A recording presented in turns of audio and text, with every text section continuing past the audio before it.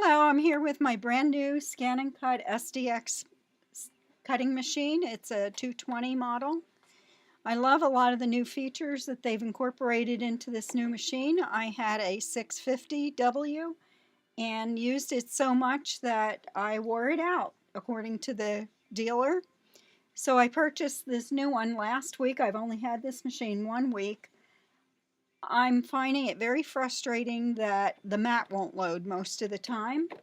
If it loads, sometimes it goes in crooked, other times it'll load correctly. Let's see what happens when I try to load it now.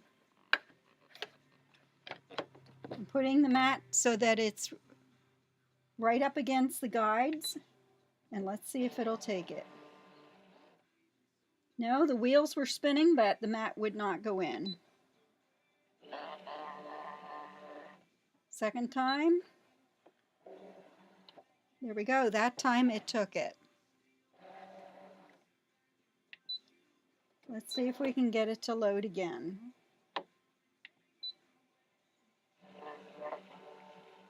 Nope. Wouldn't load it. Whoops, this time it went in crooked.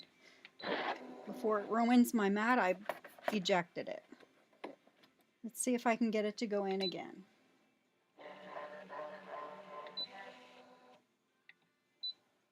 No.